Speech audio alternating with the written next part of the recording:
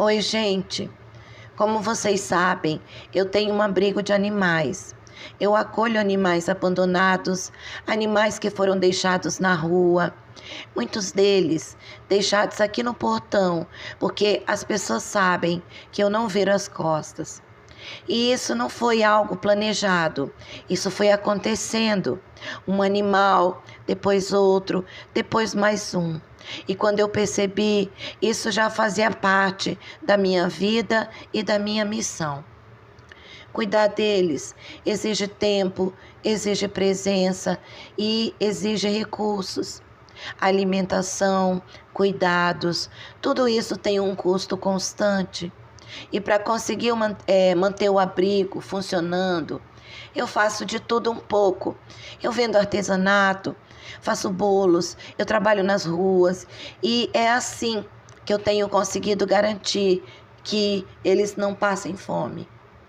Mas ao mesmo tempo, esse canal também é uma missão para mim. Tudo aqui é feito por mim, gravação, edição, tudo. Um único vídeo consome horas do meu dia. E quando eu preciso passar mais tempo tentando levantar recursos para os animais, eu acabo tendo menos tempo para gravar, para trazer conteúdos, traduções e mensagens que muitos de vocês dizem que ajudam e acolhem e fortalecem. Gente, eu quero agradecer profundamente às pessoas fiéis que ajudam todos os meses. De verdade, se não fossem vocês, esse trabalho já teria parado. Por isso, eu venho aqui pedir com humildade e com verdade. Se esse canal faz sentido para você, se ele te acompanha, se ele te ajuda, se ele te informa, se ele te fortalece de alguma forma, se você sente que esse espaço também é seu, pense com o coração aberto em apoiar esse nosso trabalho, esse meu trabalho. Gente, qualquer valor faz diferença, de verdade, não só para os animais que dependem desse abrigo, mas para que esse canal continue existindo, para que eu consiga conciliar as duas missões que eu carrego no coração. Eu sou apenas uma porta-voz. Tudo o que vocês trazem, comentam, eu tento transformar em conteúdo dentro do que está ao meu alcance e do que o YouTube permite. Obrigada por me ouvir, por estar aqui, por caminhar comigo. E muito obrigada desde já a quem puder ajudar de qualquer forma, inclusive compartilhando o vídeo. Gente, eu trouxe duas leituras hoje. Uma é do vídeo da Pam Gregory, do YouTube, sobre as previsões de 2026, de acordo com a astrologia e as informações que ela recebe. Enfim, eu não sei se eu vou colocar de primeira a leitura da Pen ou do Cobra, mas na hora de juntar o vídeo vai dar tudo certo. Eu tô gravando por partes. Então, eu vou trazer aqui a transcrição do vídeo da Pen. Por que eu vou trazer a transcrição?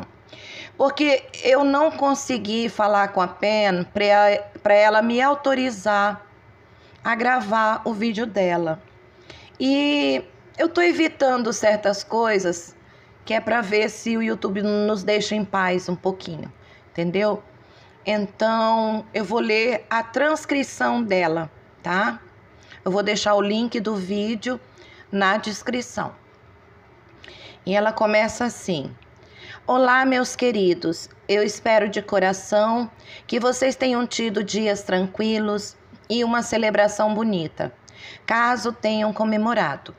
Hoje, eu senti um chamado muito forte para conversar com vocês sobre o momento que nós estamos atravessando e, principalmente, sobre o ano de 2026.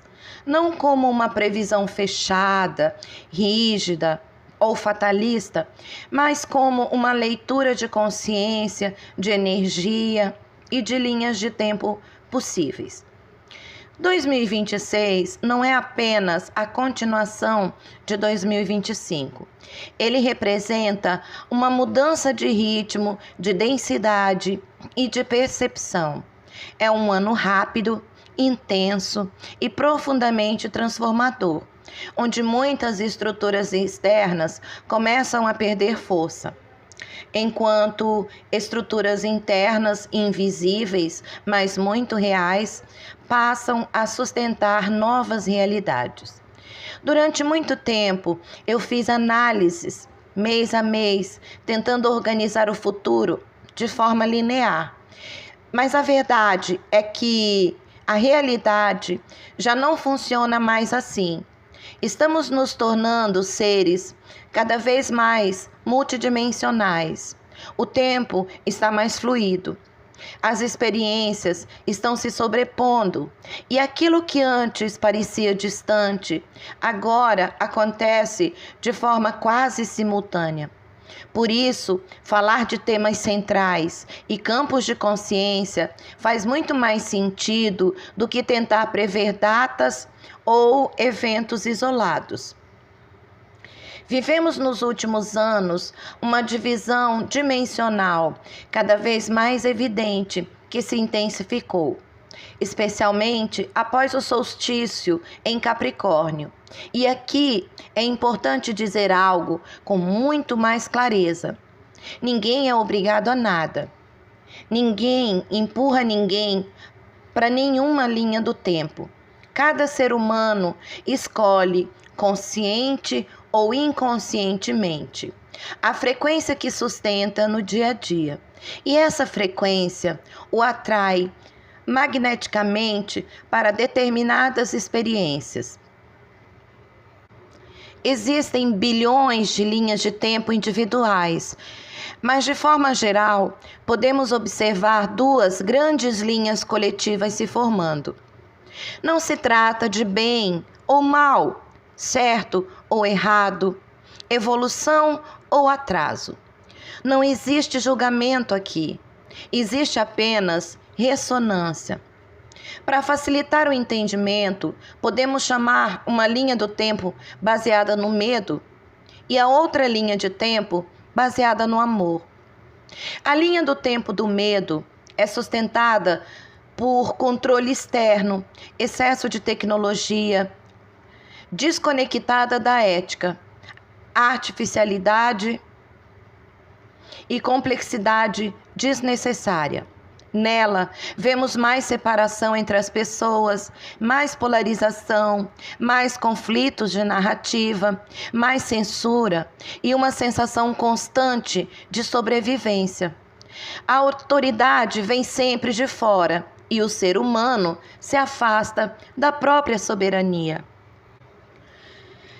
Dentro dessa linha, a inteligência artificial cresce de forma acelerada.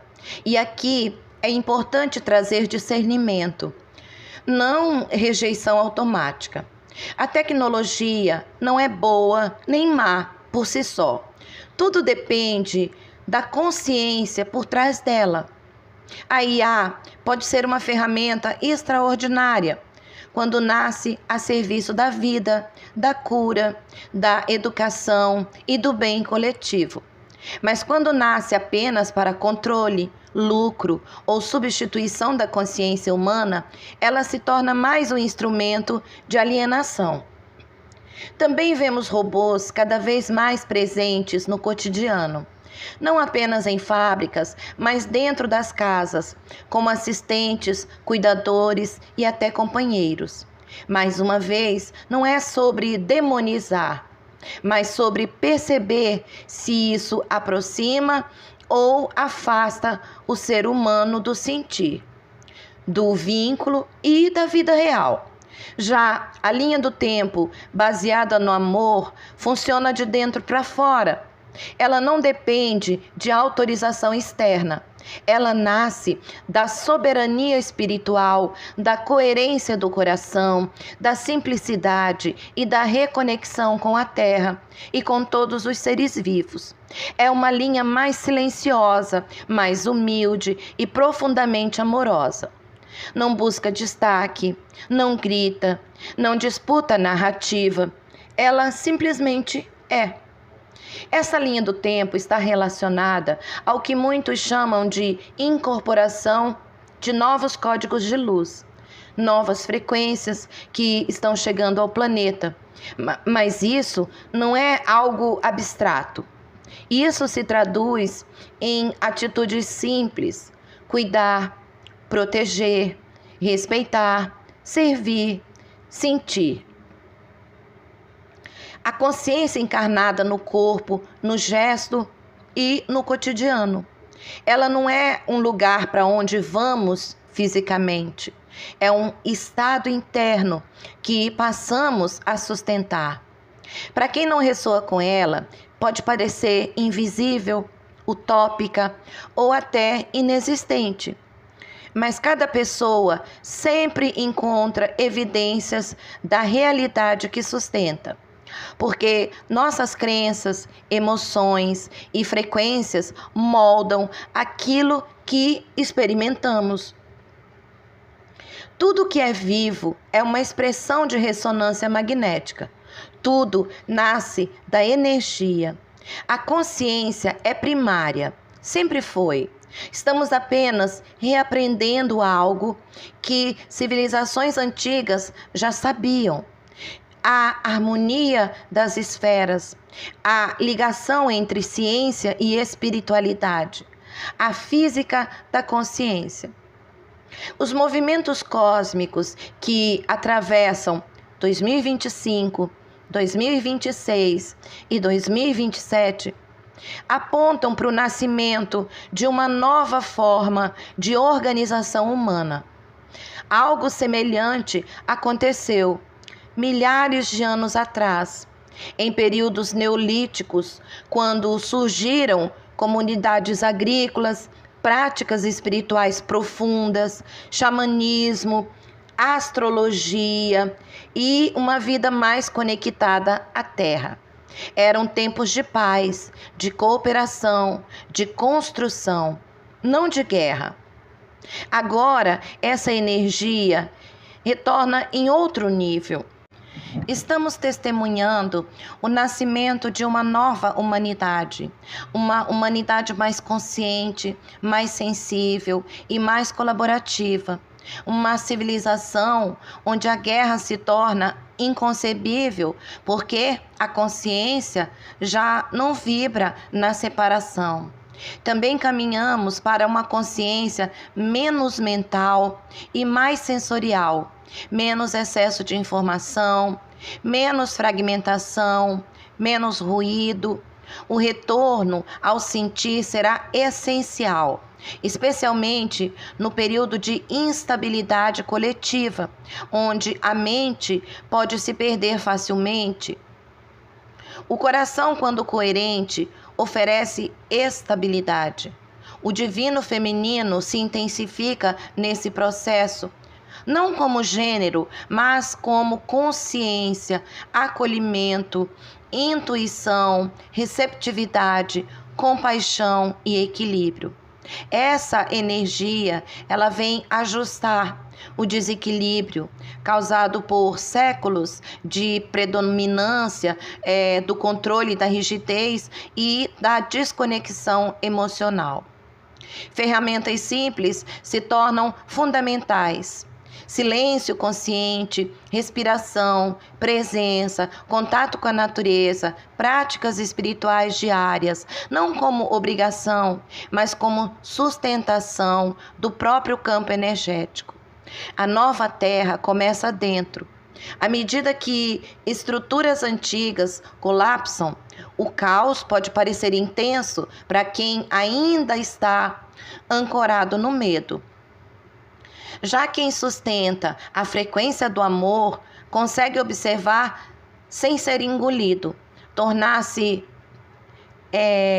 uma casa de luz, um ponto de estabilidade.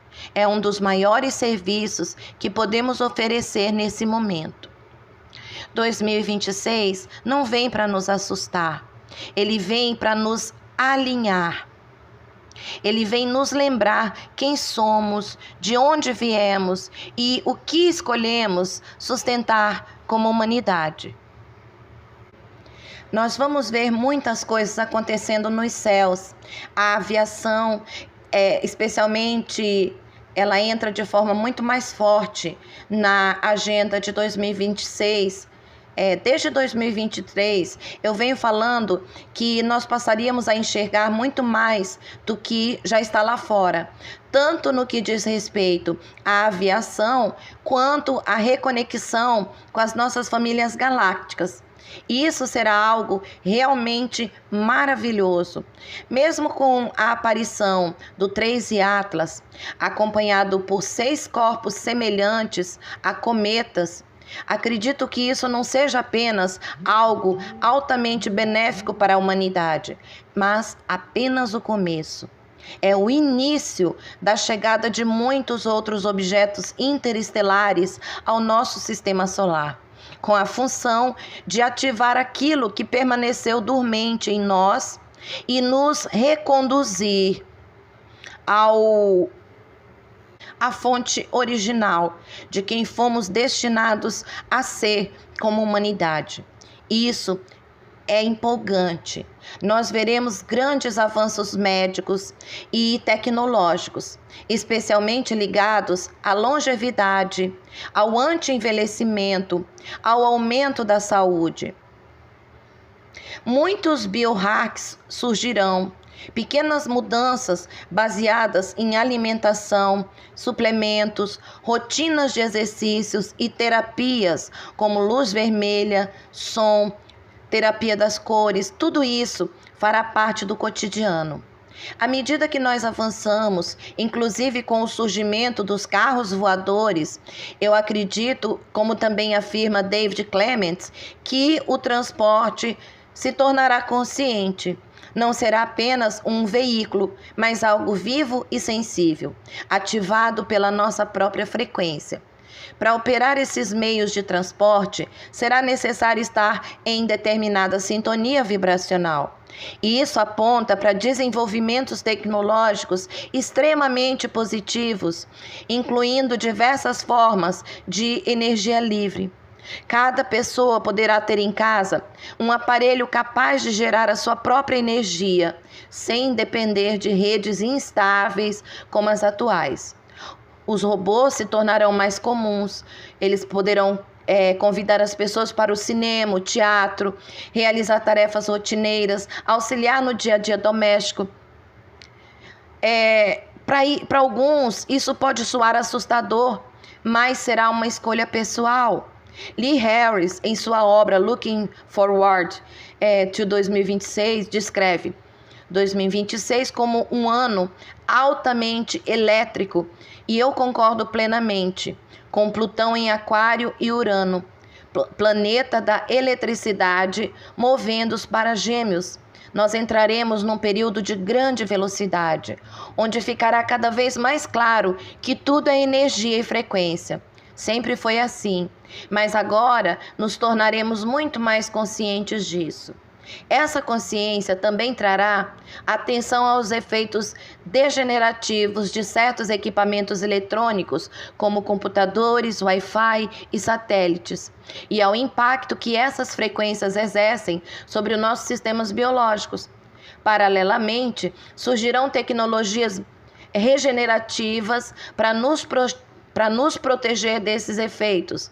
Buscaremos viver com tecnologias mais harmônicas e em ambientes naturais, onde o simples contato com a Terra já promove equilíbrio e regeneração. Nós avançaremos rapidamente em soluções para limpar oceanos, mares e terras da poluição, e toxicidade acumuladas. Novas tecnologias já estão tornando isso possível. Ao mesmo tempo, um novo sistema financeiro começará a emergir em 2026, talvez mais de um. A antiga infraestrutura financeira, como a conhecemos, tende a colapsar. Estamos muito mais próximos disso. Com Urano permanecendo em Touro até abril, especialmente em seu grau final, nós poderemos testemunhar mudanças radicais que aceleram esse colapso. E isso pode ampliar a digitalização com tentativas de centralização, mas também abrir espaço para modelos descentralizados. O colapso da antiga ordem continuará ao longo de todo o ano. De agora até o início de março, veremos muitas figuras públicas, celebridades, líderes políticos e autoridades caírem em descrédito ou saírem de cena, especialmente aquelas que não atuaram com integridade e nem foram honestas. Governos continuarão a cair. Paralelamente, a sociedade começará a se reorganizar de baixo para cima, em estruturas semelhantes às raízes de árvores, redes comunitárias, troca de informações úteis, soluções locais para a purificação da água, produção de alimentos e conexão humana. A sensibilidade psíquica continuará a se expandir intensamente. Mais pessoas sentirão essa abertura. Veremos um aumento expressivo de relatos clarividentes, cognitivos, empáticos, intuitivos. Cada vez mais pessoas começarão a canalizar não apenas seres angélicos, mas também árvores, animais, plantas e qualquer forma de consciência viva. À medida que acessamos a nossa natureza multidimensional. Com isso, a noção de tempo linear 3D vai começar a se dissolver. Retornaremos à compreensão indígena do tempo como algo cíclico, conectado às estações da Terra e aos ritmos naturais. Estaremos simultaneamente mais presentes no agora e mais conscientes dos ciclos maiores. 2026 trará uma energia revolucionária muito forte, especialmente em fevereiro, com forte influência aquariana, com Plutão em Aquário até 2044. O poder se desloca definitivamente das estruturas hierárquicas, elitistas e desiguais para as pessoas. A sociedade tende a se organizar de forma mais horizontal, algo que começou em 2025 e ficará ainda mais evidente em 2026. Ondas de verdades emergirão ao longo do ano, especialmente entre fevereiro e março, despertando muitas pessoas de forma súbita e coletiva. Esse despertar não precisa ser violento, pode ser uma revolução de amor, marcada pelo desligamento energético do velho mundo e pela conexão com pessoas que vibram na mesma frequência e compartilham os mesmos valores. Haverá um enorme debate sobre a nossa verdadeira história como humanidade e sobre quem realmente somos. O discurso galáctico também vai se intensificar. Isso se conecta ao ciclo de Urano e Netuno, cuja última conjunção ocorreu em 1993, quando projetos importantes de divulgação começaram a surgir. Em 2026, esse ciclo avança para um novo estágio, com um sextil exato em julho, marcando um pico energético significativo. A partir de maio, Urano ingressa em Gêmeos, onde permanecerá até 2033, ativando fortemente a comunicação galáctica, canalizações, conexões estelares e notícias vindas de fora da Terra. A conjunção com Sedna atua como um ponto de ignição para nossa metamorfose rumo a uma estrutura mais cristalina e luminosa. Outros aspectos importantes ao longo de junho indicam novas ondas de despertar e contato galáctico. Será um ano extraordinário de revelações. Também veremos um aumento nas descobertas de cidades antigas, templos e civilizações avançadas, inclusive submersas. Essas revelações desafiam a narrativa de que somos o ápice da civilização e nos convidam a honrar, lembrar e reintegrar a sabedoria antiga. As recentes descobertas relacionadas às pirâmides de Gizé são apenas um exemplo disso. Estruturas que aparentam ter funções energéticas altamente avançadas. Tudo isso aponta para um período de profunda transformação, reconexão e lembrança de quem realmente somos. Oi, gente! Tudo bem? Gente, eu espero de coração que vocês tenham tido um Natal iluminado, com paz no coração e uma passagem de ano tranquila, agradável e consciente. Eu espero que esse novo ciclo tenha começado com leveza, proteção e bons sentimentos. Agora, vamos nos preparar para 2026, porque esse ano promete. Esse ano, ele promete aprendizados, revelações, ajustes internos e também muitas oportunidades de crescimento e expansão da consciência. Que nós possamos caminhar juntos com discernimento, coragem e amor, atravessando tudo o que vier com mais clareza e força. Então, vamos começar as atualizações do Cobra. Atualização da situação. Ascensão em Phoenix, Estados Unidos, em janeiro. Entrevista com o Cobra, Japão, notas de workshops, templários, ascensão, coração cósmico, ser angélico cósmico, mudança polar, Trump, ouro e prata e energias do amor cósmico. E o Luke. Esses são alguns assuntos que nós vamos abordar agora. Comecemos. Sexta-feira, 26 de dezembro de 2025, as forças da luz estão eliminando a anomalia de entrelaçamento entre os Lookers e a humanidade com toda a força. Isso, é claro, provou ser mais difícil do que o esperado. Mas, apesar de tudo, as forças da luz estão fazendo um progresso lento, porém constante. Há uma guerra entre a luz e as trevas pela rede energética planetária. Há uma guerra pela linha do tempo. As forças da luz e os trabalhadores da luz, chapéu branco, estão construindo a grade esmeralda na superfície, enquanto os Illuminati e os trabalhadores da luz, os chapéu cinza, estão tentando se infiltrar, poluir ou destruir a grade esmeralda positiva ou criar uma negativa.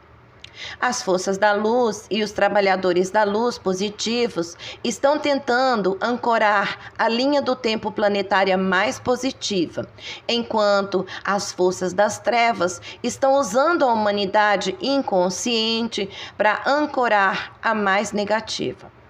Embora a linha do tempo positiva da ascensão para o planeta esteja segura, o caminho detalhado rumo ao objetivo da libertação planetária ainda não foi definido. Muita coisa está acontecendo nos bastidores, mas agora nós estamos no auge da batalha e grande parte das informações não pode ser divulgada até que essa batalha termine e a situação se estabilize. Janeiro deverá ser quase tão difícil quanto dezembro, e qualquer melhora significativa será mais esperada realmente em fevereiro e março.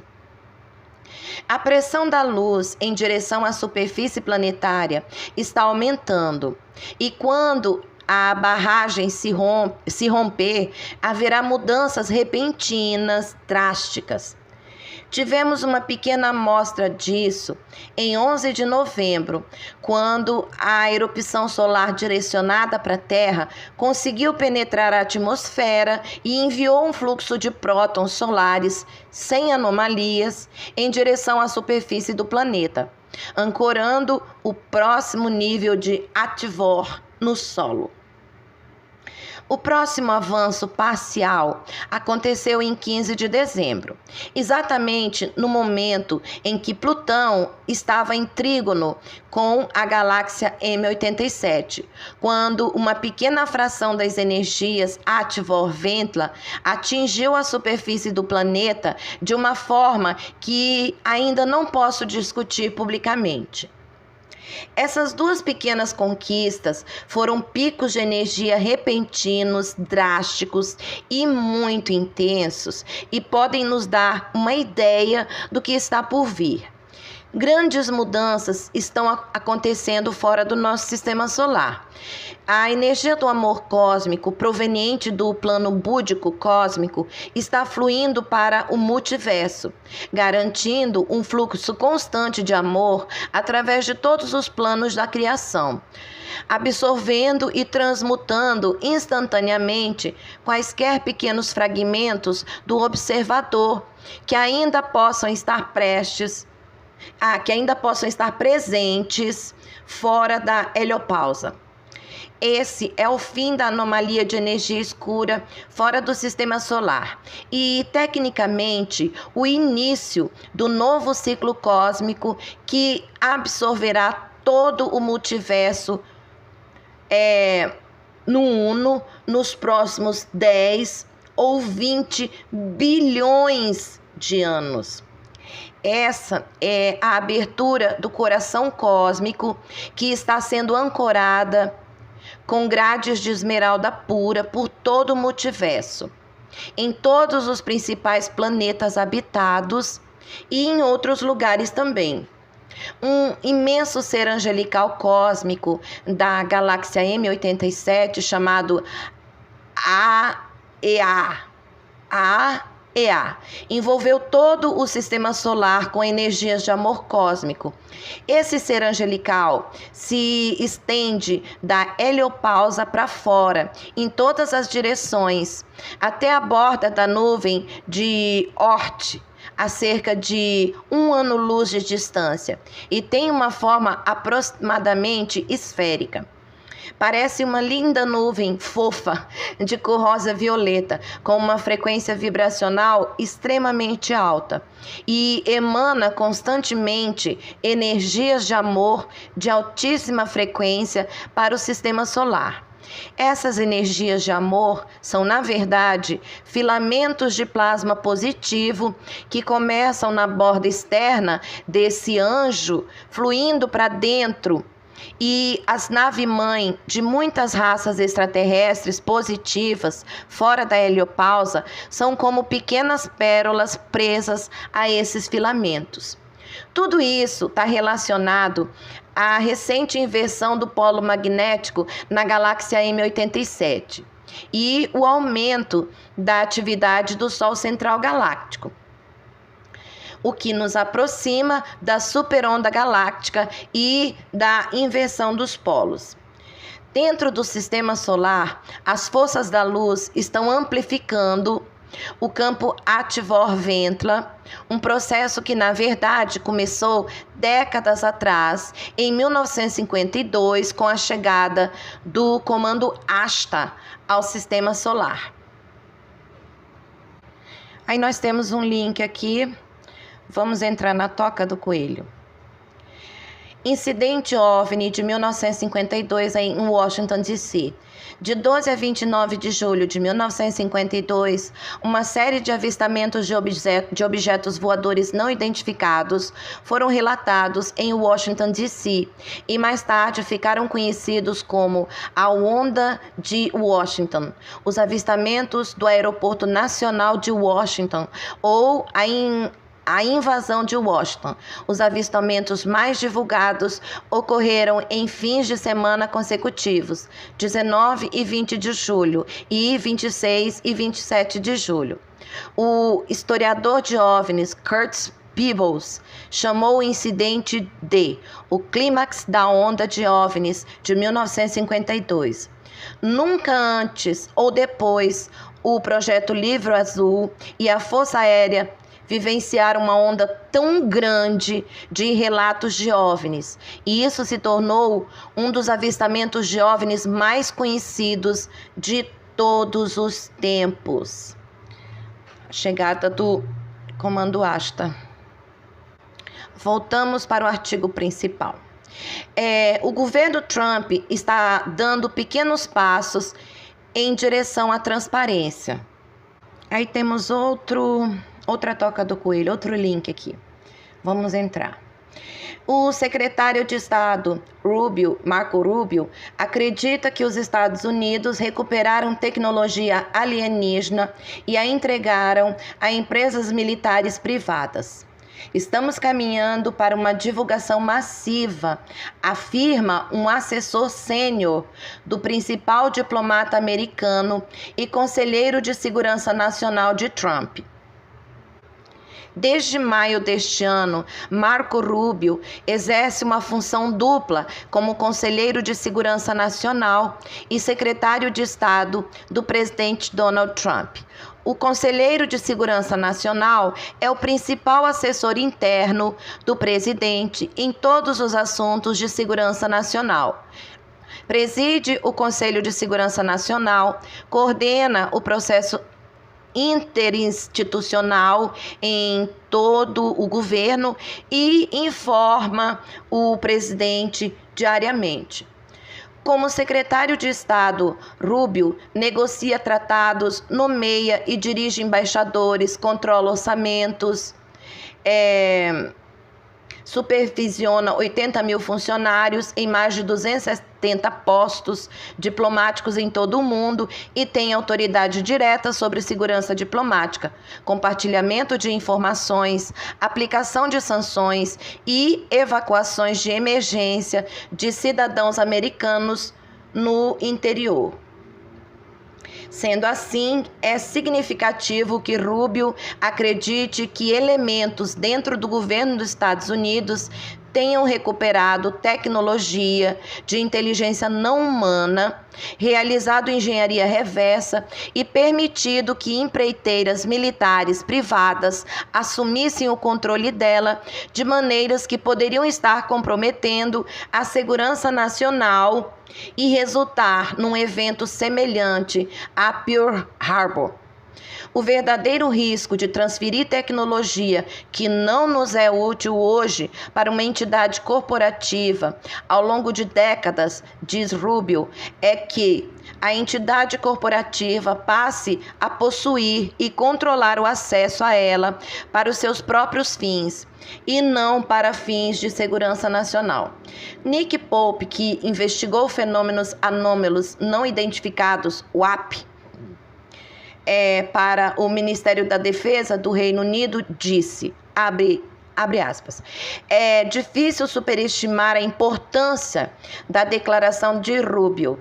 As observações de Rubio são tão diretas que se poderia especular que sejam um prelúdio oficialmente autorizado para a divulgação, para testar o terreno antes de um anúncio presidencial oficial. Fecha aspas. E voltamos para o artigo principal. O resgate de crianças. Entramos no novo link.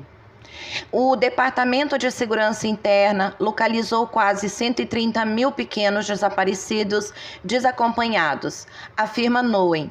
O Departamento de Segurança Interna e o Departamento de Saúde e Serviços Humanos localizaram mais de 130 pequenos imigrantes ilegais desacompanhados que haviam sido perdidos pela administração anterior, disse a secretária do DHS, Kristi Noem.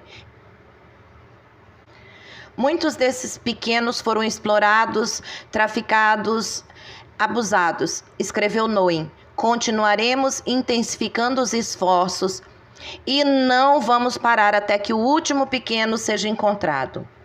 Em agosto de 2024, o gabinete do inspetor-geral do Departamento de Segurança Interna, DHS, publicou um relatório revelando que 323 mil pequenos imigrantes ilegais estavam desaparecidos nos Estados Unidos.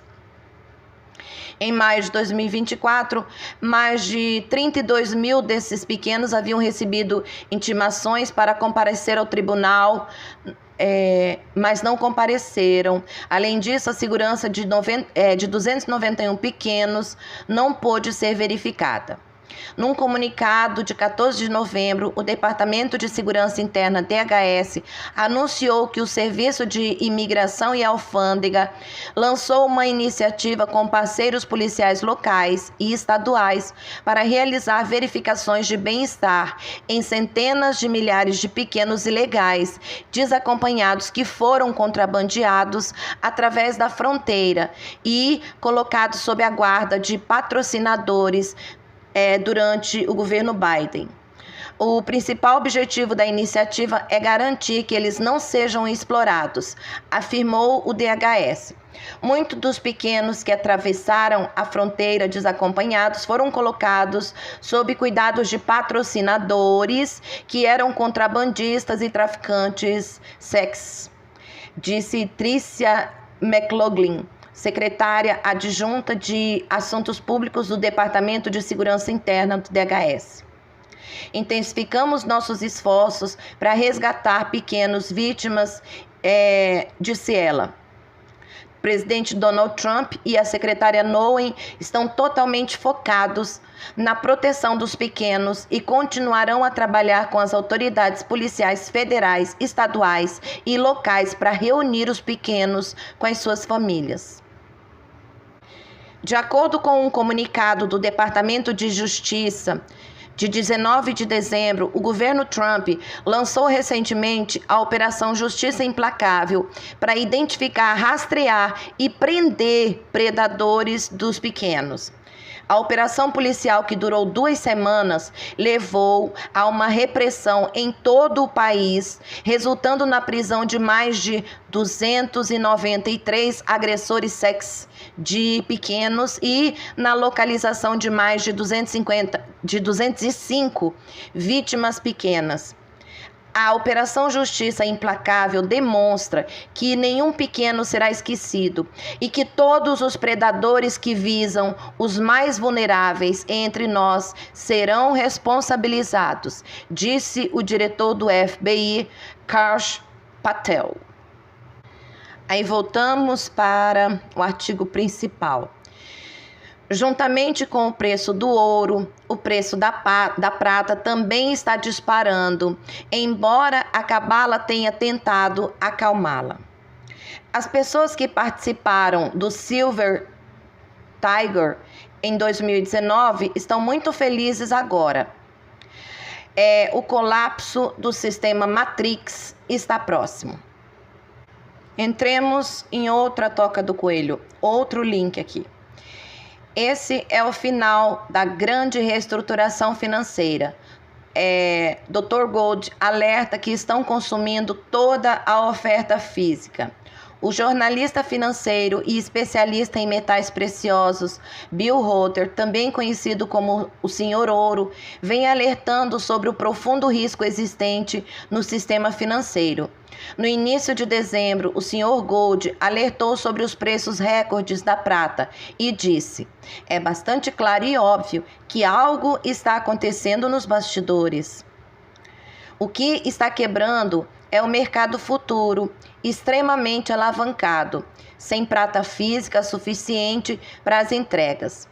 Avançando para o final do mês, novos recordes de alta nos preços do ouro e da prata estão sendo atingidos diariamente.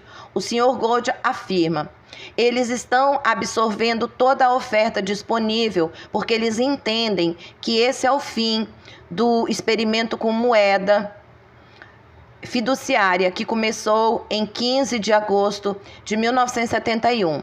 As moedas fiduciárias estão entrando em colapso. Isso é como se os irmãos Hunt tivessem sido turbinados, porque o mundo inteiro está comprando metal físico.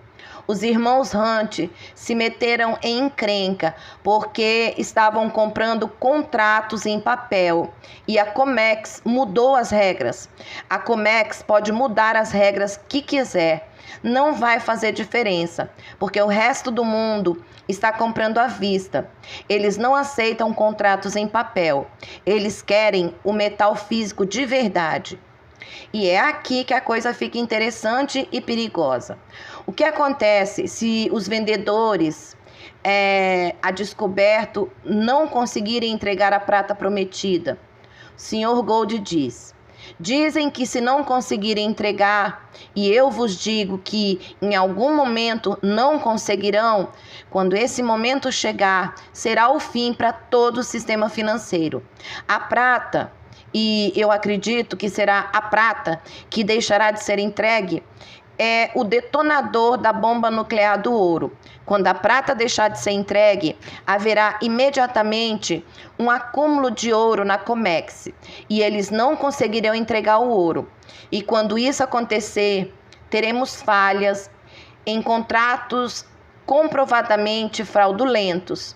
Eles serão zerados e não poderão ser executados. Então, isso vai se espalhar para gado, porco, grãos e tudo mais.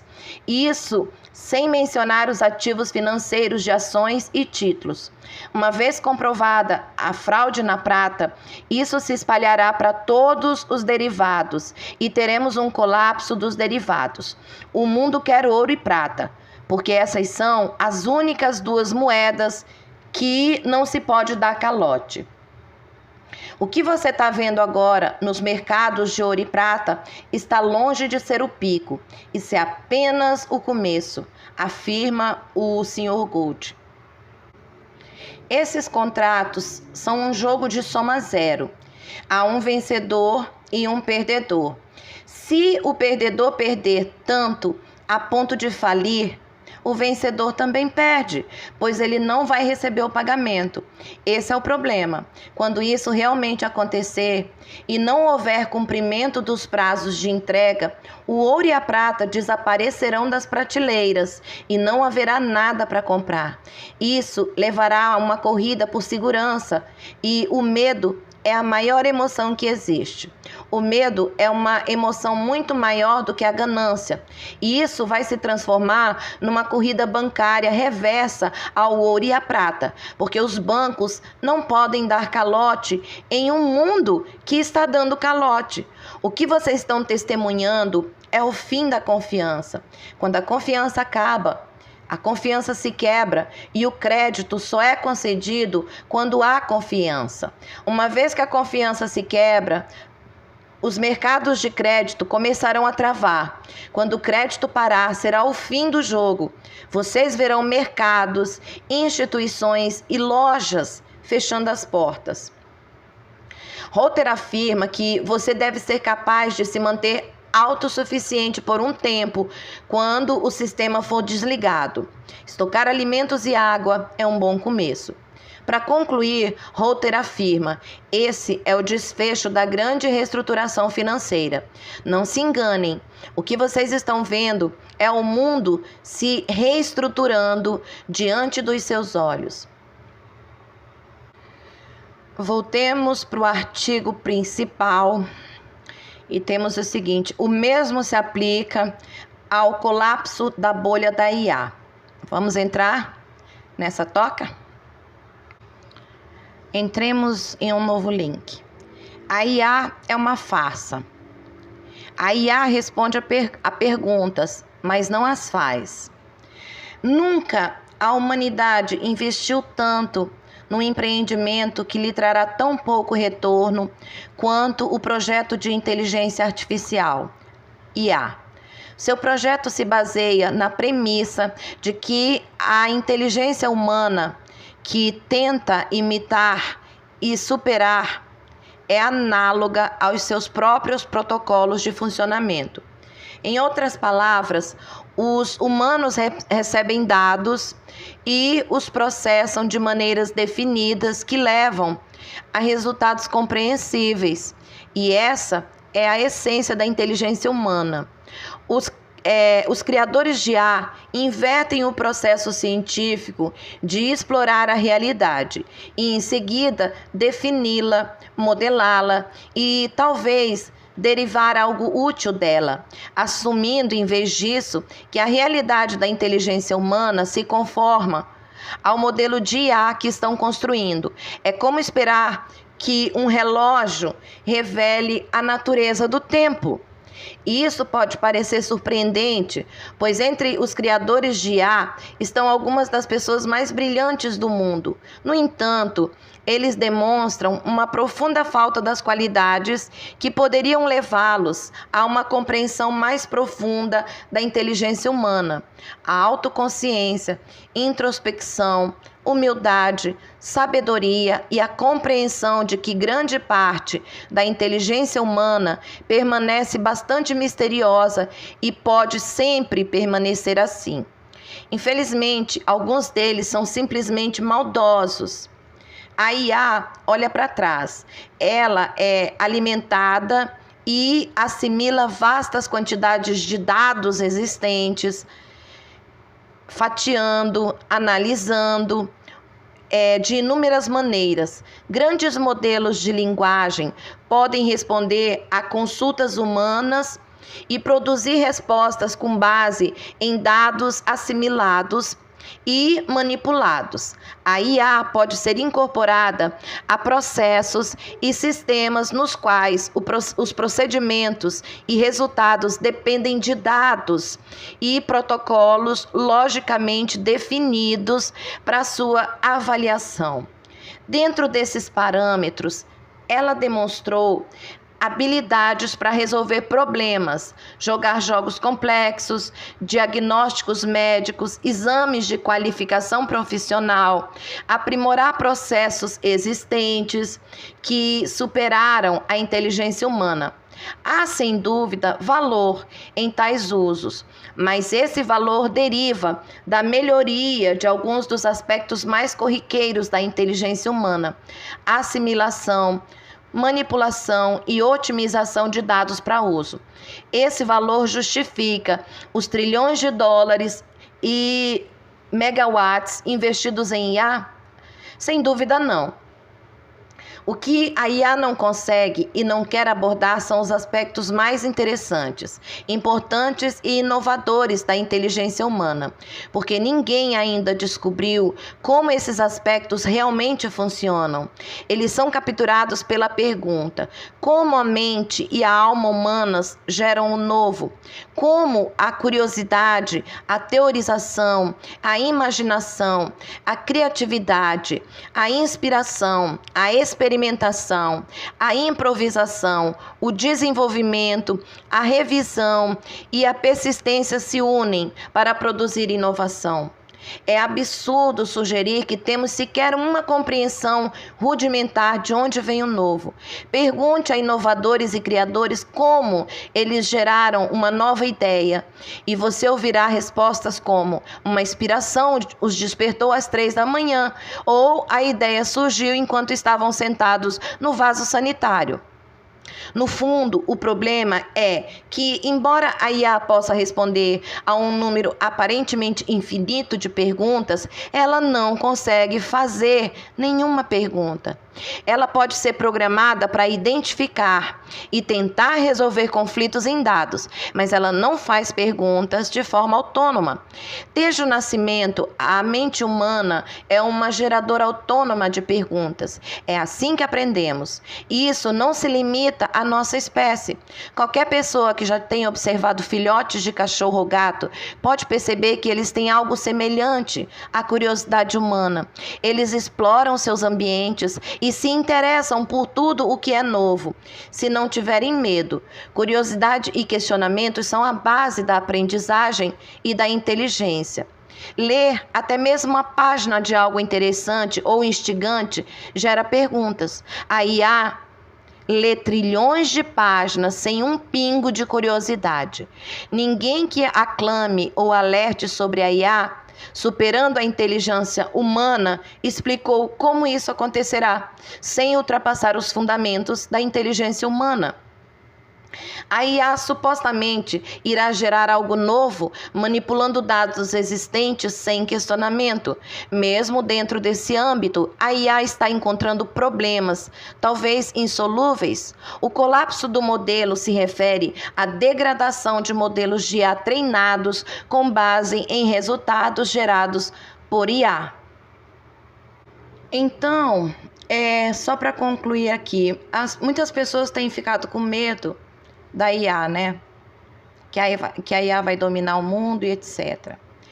Mas esse texto nos leva a uma reflexão muito importante, porque a IA, conforme o que ele fala, a IA pode até processar dados, pode responder perguntas, pode otimizar tarefas, mas ela não pensa, ela não sente, não intui e não cria como um ser humano. Ela olha para o que existe, ela olha para padrões existentes, enquanto a verdadeira inovação sempre nasce do questionamento, da curiosidade, da coragem de ir contra. O perigo não está na tecnologia em si, mas é na forma como ela é apresentada e usada. Quando nós somos incentivados a terceirizar o pensamento, o discernimento e a responsabilidade, algo essencial se perde. A história mostra que grandes avanços da humanidade nunca vieram da obediência cega aos especialistas, mas da capacidade humana de questionar, imaginar e ousar. Por isso, mais do que temer a IA ou idolatrá-la, o convite é simples e profundo. Não abdique da sua consciência. Use as ferramentas, mas não entregue o seu poder de pensar, o seu poder de sentir e decidir. Nunca foi tão importante desenvolver discernimento, senso crítico e autonomia interior. A verdadeira inteligência continua sendo humana e ela começa quando você escolhe pensar por si mesmo. E aí agora nós vamos ler a entrevista do Cobra. Iruka, muito obrigado por aceitar nossa terceira entrevista desse ano. Cobra, de nada. Iruka, a cada entrevista, mais e mais segredos sobre o Japão e a família Dragão são revelados, tornando essas entrevistas incrivelmente empolgantes. Agradeço, como sempre, a Terry, o seu intérprete. Eu li a trilogia de Kathleen McGowan, que foi discutida na última entrevista de Debra. É uma história bela e trágica sobre a nobreza branca, incluindo Maria Madalena e Yeshua, Matilda de Canossa, Lorenzo de Médici. Eu gostaria de fazer uma pergunta sobre o conteúdo desse livro. Cobra, sim. Iruka, me diga o que você sabe sobre João Batista. Ele era um ser de luz, Cobra. Sim, ele certamente trabalhou para a luz. Ele era dedicado à luz. Ele pode não ter sido perfeito. Ele tinha seu próprio sistema de crenças, que às vezes era mal compreendido. Nos séculos seguintes, algumas pessoas se dedicaram a João em vez de Yeshua. As forças das trevas exploraram isso para criar duas facções diferentes, mas essencialmente ele era um ser de luz. Entendo. Aliás, é verdade que João Batista e Maria Madalena tiveram um filho? Cobra. Não há informações confirmadas sobre isso.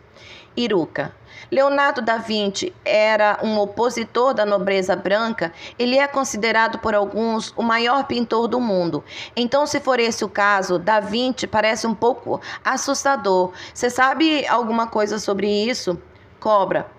Eu entendo. Infelizmente, ele sofreu muitos traumas na infância, o que danificou o que é conhecido como seu corpo emocional. É por isso que ele foi usado pelas forças das trevas e se tornou seu fantoche. Na verdade, ele se opôs a atividades da nobreza branca. Além disso, muitas das suas invenções não eram suas. Ele recebeu informações de dragões chineses. Ele os imitou, os fez parecer invenções suas. Havia uma conexão secreta entre os dragões chineses e Leonardo da Vinci. Ele não é o melhor pintor do mundo. Entendi. Próxima pergunta. Você poderia compartilhar a sua perspectiva e avaliação de personagens como Matilda de Canossa e Lorenzo de Médici, que são retratados como protagonistas em sua obra? Cobra. Matilda de Canossa e Lorenzo de Médici pertenciam a sociedades secretas cujo principal objetivo era preservar os mistérios da deusa Maria Madalena. Assim, ambos preservaram esses mistérios à sua maneira. Eu creio que se pode dizer que ambos estiveram entre as figuras mais positivas para o desenvolvimento da civilização ocidental. Foram figuras importantes que trouxeram muita luz. Então, eles foram duas das pessoas mais positivas da civilização ocidental? Muito obrigado. Próxima pergunta. É verdade que Michelangelo era membro da nobreza branca e que a pietada Basílica de São Pedro retrata Maria Madalena e não a Virgem Maria? Cobra. Na verdade, Michelangelo tinha ligações indiretas com as sociedades secretas que eu mencionei anteriormente. E sim, a Pietà retrata Maria Madalena. É verdade. Aliás, você poderia me falar sobre outras obras de arte importantes criadas pela nobreza branca desde o Renascimento, nas eras modernas e contemporâneas? Cobra. Primeiro, eu gostaria de abordar a conexão entre Madame de Pompadour e Boucher. Boucher foi um dos principais pintores rococós da França, introduzindo um estilo de pintura muito leve e arejado. No entanto, a sua obra ainda não foi totalmente compreendida ou apreciada nos tempos modernos, pois a nossa consciência ainda não está preparada para aceitá-la. Também houve artistas que poderiam ser considerados seguidores de Boucher, como Fragonard e vários outros. A pintura rococó francesa do século XVIII foi fortemente influenciada pela nobreza branca e muitos artistas promoveram os mistérios da deusa de alguma forma. Entendi. Obrigado. Próxima pergunta. A Catedral de Chartres, na França, é apresentada como um local importante na obra. Você sabe alguma coisa sobre ela? Cobra. A Catedral de Chartres tem um labirinto famoso. Iruka, você quer dizer o labirinto da rosa? Cobra, isso mesmo. E ao percorrer esse labirinto, você embarcará num processo transformador que te aproximará do mistério da deusa. Iruka, que ótimo! Próxima pergunta. É verdade que os papas Médici, Leão X e Clemente VII apoiaram a reforma protestante de Martim Lutero? Cobra. Não, eles precisavam equilibrar Lutero e a Igreja Católica e priorizaram principalmente os interesses da família Médici. Essa era a prioridade máxima deles. Eles apoiaram Lutero, de certa forma, mas apenas até onde podiam. Não era esse o objetivo deles. Havia um equilíbrio entre luteranos e católicos, porque, como papas, eles não podiam apoiar abertamente os luteranos. Eles precisavam ser muito cautelosos. Iruka, então eles não apoiaram ativamente. Próxima pergunta. Yeshua e Maria Madalena vão retornar à Terra após o evento? Se sim, em que atividades eles estarão envolvidos? Cobra. Eles retornarão à Terra em corpos de luz e ensinarão os mesmos ensinamentos que ensinaram em suas encarnações anteriores. Em outras palavras, eles continuarão a espalhar a luz como antes.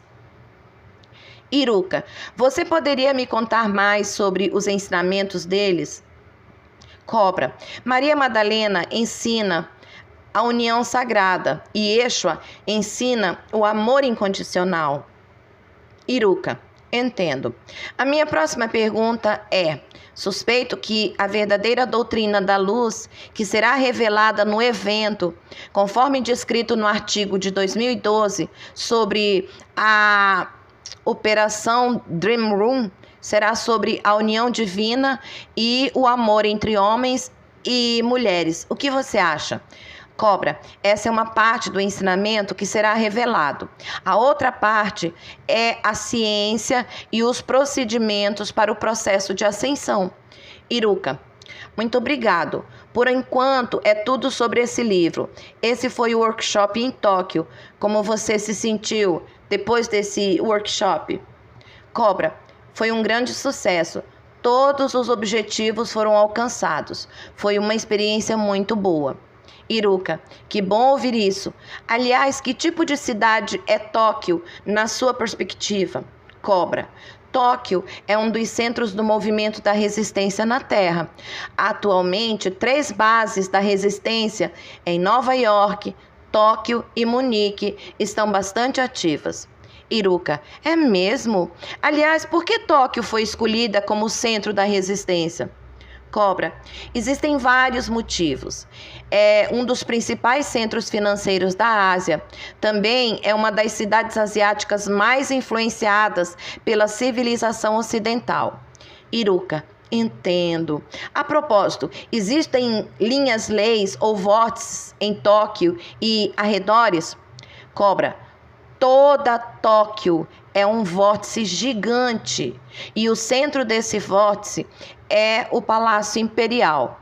Na verdade, os 3 tesouros sagrados são o centro do vórtice de Tóquio. Iruka, entendi. O Parque Ueno também é importante, certo? Cobra, isso mesmo, há outro vórtice lá. É um vórtice duplo entre o Palácio Imperial e o Ueno. O Ueno também é a principal entrada e saída da resistência. Iruka, o Ueno é incrível. Próxima pergunta. Tokugawa Ieyasu estabeleceu o shogunato Edo, no que hoje é Tóquio, no início do século XVII. Que tipo de pessoa era Tokugawa Ieyasu? Ele era membro da família do dragão? Cobra. Não. Ele não era membro da família do dragão. Ele foi, de certa forma, influenciado por ela. No entanto, poderíamos dizer que ele era Ele era o que hoje chamamos de chapéu cinza, uma mistura de luz e trevas. Ele desempenhou um papel importante na unificação do Japão e suas ações reduziram o número de guerras. E era exatamente isso que a família Dragão almejava. Iruka, entendo. O governante do Japão antes de Tokugawa Ieyasu foi Toyotomi Hideyoshi. Toyotomi Hideyoshi expulsou os jesuítas do Japão. Você sabe alguma coisa sobre ele? Cobra. De certa forma, ele é semelhante a Tokugawa. Ele também era dedicado a alcançar o seu objetivo, um Japão forte. Esse era o seu objetivo final. E foi por isso que ele expulsou os jesuítas. Os jesuítas eram uma potência estrangeira e estavam interferindo nos assuntos internos do Japão. Foi por isso que ele tentou expulsá-los. Toyotomi também era um chapéu cinza. Seu objetivo era criar um Japão forte. A família Dragão também queria que o Japão se desenvolvesse. Então, o influenciou nos bastidores. O Japão do século XVI era uma época de guerras. Havia muitas guerras entre vários clãs e a família Dragão. Foi por isso que a família Dragão buscou unificar o Japão. Iruka. Entendi. Você me disse que a linha tectônica mediana no Japão é uma linha lei do dragão. E eu tenho ativado essa linha lei do dragão com meus colegas nos últimos meses.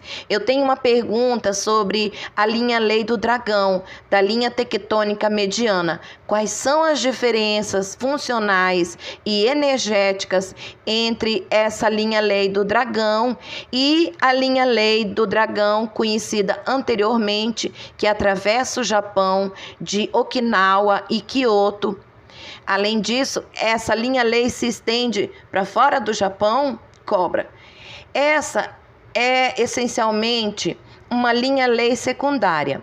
A linha lei do dragão, ativada anteriormente, que você mencionou, era uma linha lei do dragão masculina, mas a linha tectônica mediana combina energias masculinas e femininas. Em outras palavras, ela suaviza e equilibra a energia do Japão.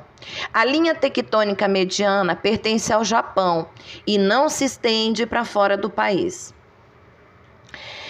Iruka, ela está ativa atualmente? Cobra, está bastante ativa. Iruka, que ótimo. Minha próxima pergunta é: no centro da linha tectônica mediana há uma montanha chamada Monte Kongo, que se estende entre Osaka e Nara. No Gyoja, nasceu ao pé dessa montanha. Ele começou a praticar o ascetismo no Monte Kongo. O ascetismo de montanha japonesa, Shugendo, transmitido há mais de 1.300 anos, teve início nessa montanha. Existe algum segredo escondido no Monte Kongo? Cobra, eu acho que essa é uma das montanhas sagradas mais importantes do Japão. Também acredito que seja um dos lugares mais importantes para a família do dragão. Sim, muitos segredos estão escondidos lá. Iruka, uau! Falando nisso, no workshop de Tóquio, conversamos sobre como Enno-gyoja e Kukai ascenderam. Dizem que Enno-gyoja ascendeu ao céu em uma montanha, Tenjogataki, na cidade de Minor, em Osaka. Essa montanha é um vórtice de ascensão? Cobra, sim. Iruka, isso é incrível.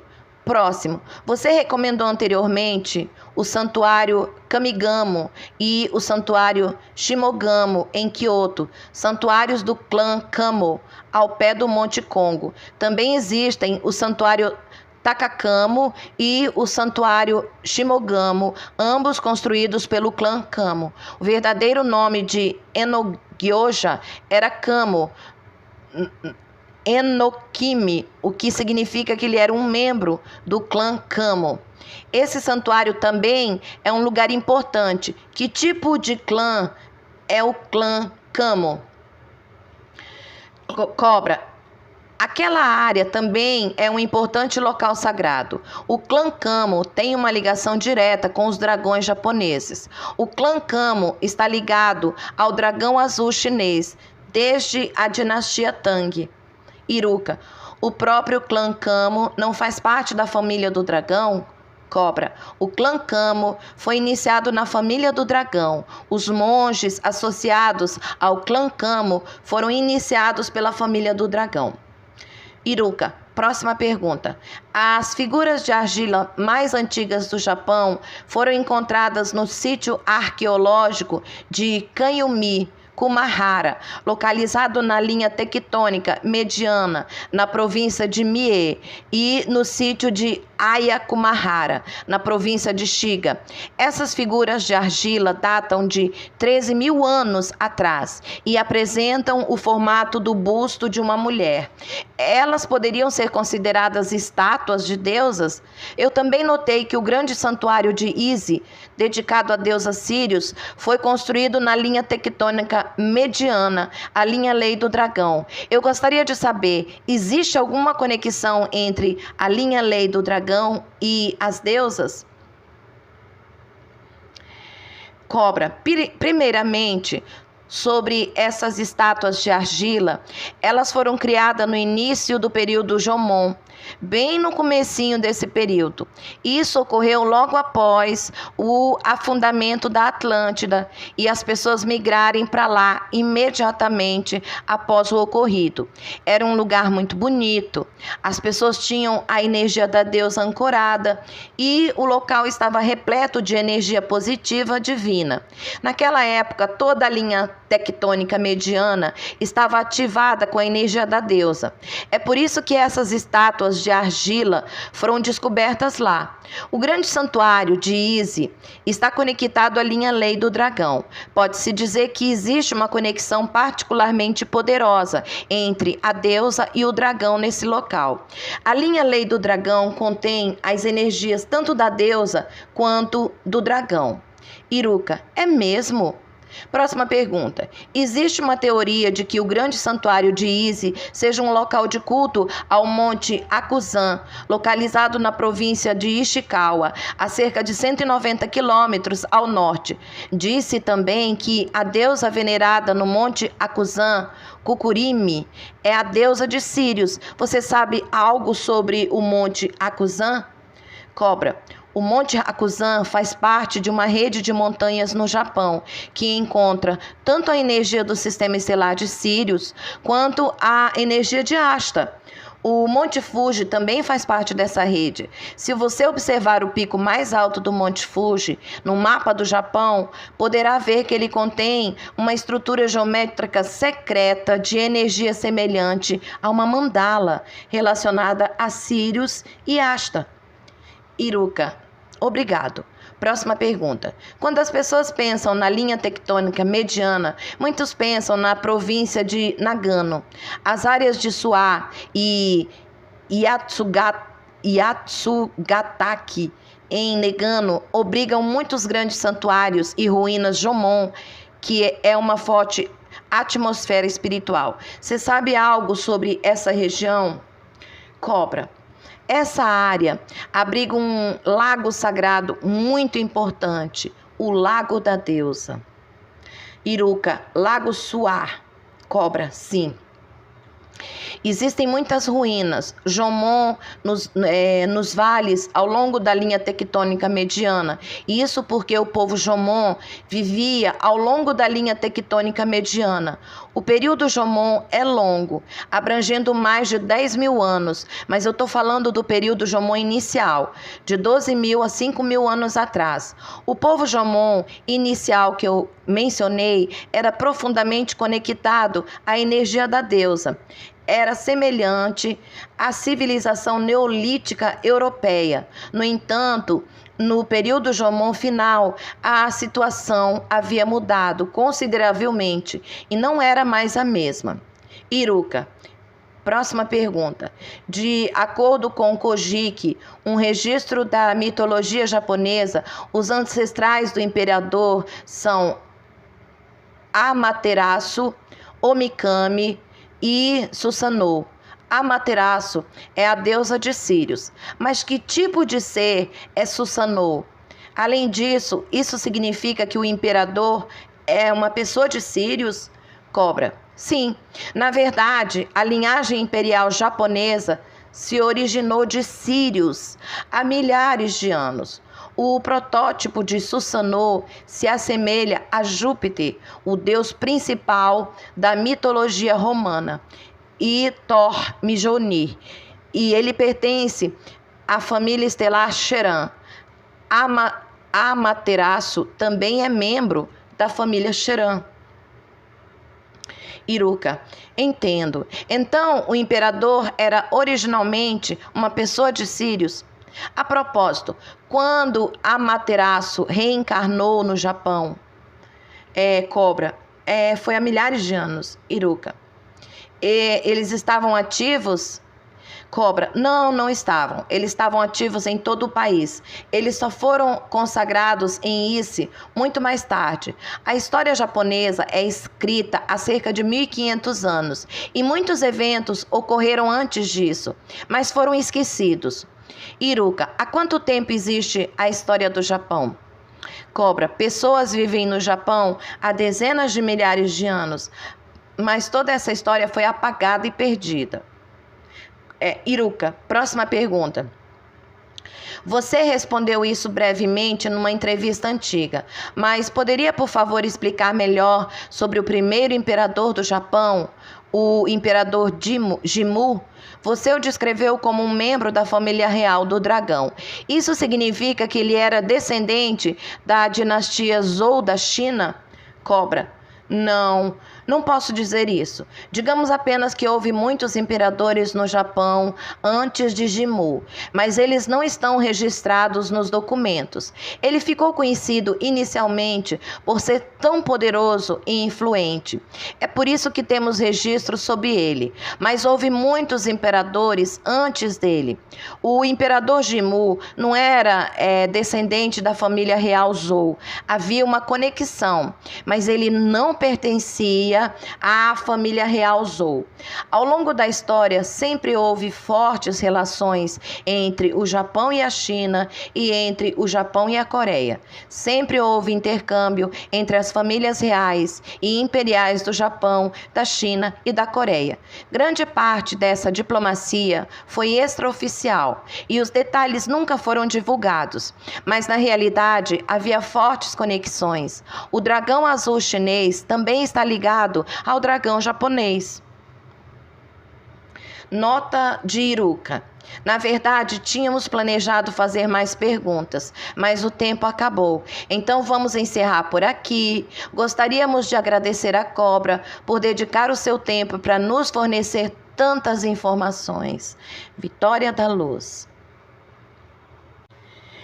Gente, conforme a gente vai entrando em 2026, fica cada vez mais claro, tanto nos textos do Cobra, quanto nas reflexões da Pen, que nós não estamos entrando num ano mágico, nem num período muito fácil. Porém, nós estamos entrando num ano decisivo, um ano em que muita coisa continua caindo, sendo exposta, perdendo força, porque simplesmente não se sustenta mais. 2026 deixa bem evidente a diferença entre quem está buscando consciência e quem ainda prefere a ilusão. Mas isso não vem como uma punição, mas sim como um resultado das escolhas de cada um, daquilo que você se alimenta, daquilo que você acredita, daquilo que você vibra todos os dias. Não é um ano para se esperar salvadores externos ou grandes anúncios que resolvam tudo de uma vez. O chamado é outro, gente. O chamado é para o equilíbrio emocional, é para o discernimento, é para a presença. Vai ter muito ruído, vai ter muita tentativa de confusão, vai ter desgaste. E justamente por isso, quem estiver mais centrado em si, quem estiver voltado para dentro, confiante na presença eu sou, vai atravessar esse período com muito mais clareza e menos sofrimento, mais como observador do que como absorvedor. Não sei nem se existe essa palavra, mas enfim. A Pê fala muito sobre encerramentos kármicos, sobre relações e crenças que chegam ao limite. E o Cobra lembra que mesmo que a gente não veja tudo acontecendo no plano físico, movimentos importantes seguem em andamento nos bastidores, preparando etapas futuras de transição planetária.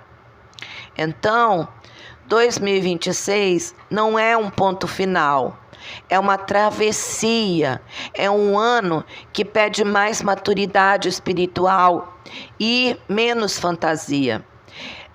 Mais silêncio interno e menos necessidade de convencer os outros. Não é sobre provar nada para ninguém, mas é sobre viver aquilo que já se sabe. Que cada um, gente, consiga atravessar esse ano com mais lucidez do que expectativa, com mais presença do que ansiedade, com mais amor consciente do medo disfarçado de espiritualidade. Gente, o caminho continua, a transição segue, e tudo aquilo que não for verdadeiro simplesmente não vai conseguir caminhar junto. Espero que vocês tenham gostado. Quem não é inscrito no canal, por favor, se inscreva, deixe seu like, deixe um comentário. Deixo vocês em amor e luz. Namastê.